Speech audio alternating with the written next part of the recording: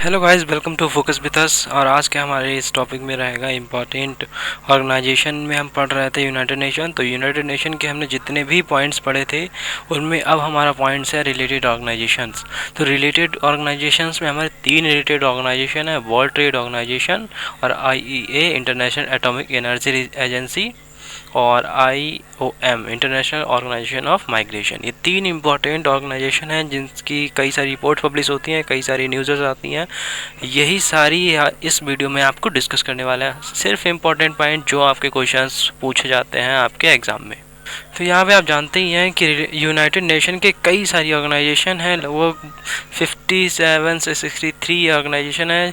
जो ऑर्गेनाइजेशन है उनका डिस्क्रिप्शन इन्होंने, जो इनका चार्टर है उसके आर्टिकल 57 इन्होंने कर रखा है। कुछ इनके इंटरनेशनल ऑर्गेनाइजेशन है, कुछ नेशनल ऑर्गेनाइजेशन है, कुछ चैरिटेबल फंड हैं जो मैंने प्रीवियस वीडियोस में बताए थे। और इस इम्पोर्टेंट वीडियो में हम देखने वाले हैं international atomic energy agency, world trade organisation यानी WTO, international organisation of migration. ये तीनों इम्पोर्टेंट आपकी ऑर्गेनाइजेशन हैं जिनसे क्वेश्चंस आपके ज़रूर आपके आते हैं। तो पहला शुरू करते हैं इंटरनेशनल एटॉमिक एनर्जी। ये एक ऐसे ऑर्गेनाइजेशन है जो एटॉमिक एनर्जी नाम है लेकिन इसका विपरीत काम करती है, यानी जो भी एटॉमिक चीज़ें बनती हैं, जो परमाणु बम बनते हैं, उन पर रोक लगाती है। इसका सीधा सा मीन्स है कि ये जो एजेंसी है, ये ऑर्गेनाइजेशन है, ये काम करती है पीस के लिए, यानी पीस बनाए रखती है फ्रॉम न्यूक्लियर वेपन्स। यानी जितने भी न्यूक्लियर संधियाँ होती हैं, हस्ताक्षर होती हैं, वो सारी संधियाँ इसी की देख रेख में होती हैं। सारे के सारे ऑर्गेनाइजेशंस अगर एटॉमिक का पार्ट बनना चाहते हैं और एटॉमिक कोई बम बनाना चाहते हैं तो वो सारे ऑर्गेनाइजेशंस, कंट्रीज़ इन्हीं से परमिशन लेकर कोई भी परीक्षण करती हैं। जैसे नॉर्थ कोरिया में बिना परमिशन लिए परीक्षण किया जाता है, तो वहाँ पे इसे अवैध घोषित किया जाता है और वहाँ पे कुछ लीगल पाबंद भी लगा दिए जाते हैं। इसकी जल्दी से हेडक्वार्टर की बात की जाए तो हेडक्वार्टर है इसका वियना, नॉर्थ कोरिया में। नॉर्थ कोरिया पहले था, ठीक है, वहाँ से इसको हटा दिया गया। पहले था लेकिन अब नॉर्थ कोरिया से हटा चुके हैं पहले ही, और इसका हेडक्वार्टर अब कहाँ पे है? वियना में है। और ये वर्क करती है IAEA। ये सेफ गार्ड एजेंसी है, टेक्निकल मेजर्स को अप्लाई करती है ताकि जितने भी, जैसे हमें टंकी में पानी चाहिए होता है या कप में पानी चाहिए, उतना ही पानी चाहिए कि ओवरफ्लो ना कर सके। इसी तरह से कोई भी कंट्री जो है अपने आप को मजबूत रखने के लिए, अपनी सुरक्षा बनाए रखने के लिए जितने उसे वेपन्स की ज़रूरत होती है उतने ही प्रोवाइड कराती है। अगर उससे कोई बाहर का इलीगल वर्क किया जाता है, जैसे परमाणु परीक्षण हो गया, हाइड्रोजन परीक्षण हो गया, कोई भी हथियार खरीदारी हो गई, तो वो सब इसके अंडर आता है। इसकी देखरेख करता है इंटरनेशनल एटॉमिक एजेंसी। अब इंडिया और इंटरनेशनल एटॉमिक एनर्जी की बात कर लेते हैं। तो इंडिया कई रेक्टिफाइड प्रोटोकॉल्स पे साइन कर चुकी है।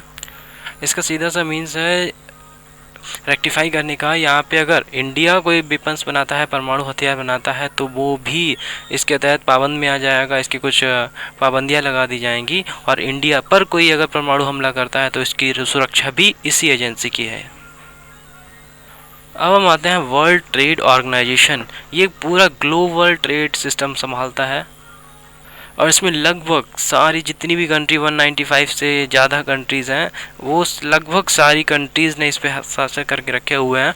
और ये ट्रेडिंग के लिए सबसे बड़ी ऑर्गेनाइजेशन है जो ट्रेडर्स को फैसिलिटीज़ मुहैया कराती है, यानी कि फैसिलिटी, आना जाना, उनके लिए रेगुलर संबंधित प्रावधान होते हैं, इंपोर्ट के एक्सपोर्ट के जो चार्जेस लगते हैं, उनका सारा मैनेजमेंट ये वर्ल्ड ट्रेड ऑर्गेनाइजेशन करती है।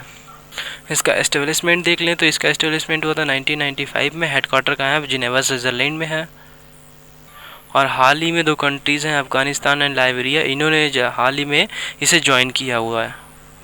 कोई भी ऑर्गेनाइजेशन है अपने कुछ रूल बनाती है, अपने कुछ प्रिंसिपल बनाती है, उन्हीं को फॉलो करते हुए जितने भी कंट्रीज उस पर हस्ताक्षर करती हैं उनके अकॉर्डिंग उन पर पीस बनाए रखता है।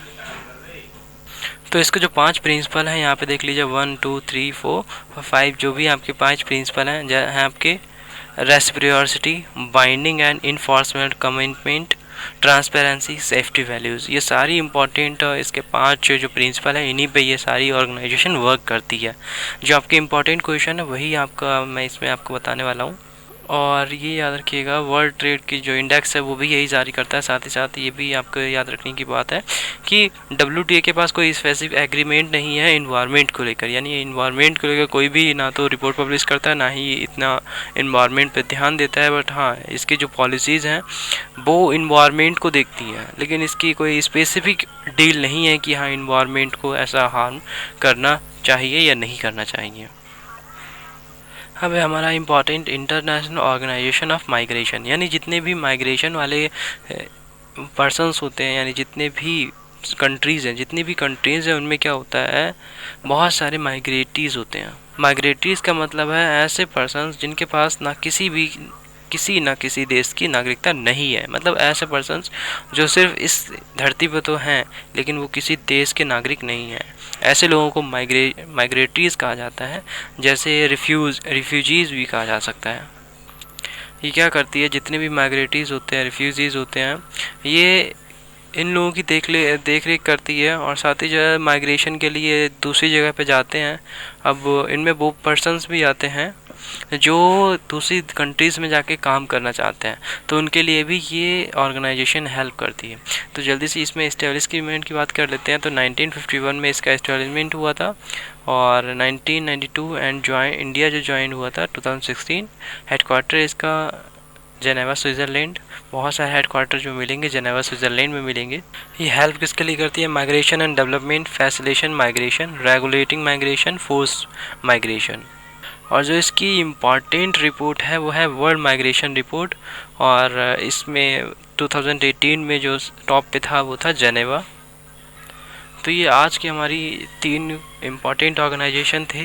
इससे रिलेटेड आपको कोई भी क्यूरी हो तो आप हमें कमेंट में पूछ सकते हैं, और कोई भी प्रॉब्लम हो रही हो आवाज़ की इशूज़ की तो भी आप हमें डिस्क्रिप्शन में या कमेंट में पूछ सकते हैं। इसका जो रिप्लाई या इसके इम्प्रूवमेंट मैं नेक्स्ट वीडियो में आपको दे दूँगा। थैंक यू गाइस, मिलते हैं नेक्स्ट वीडियो में। इसको शेयर कीजिएगा सभी के पास।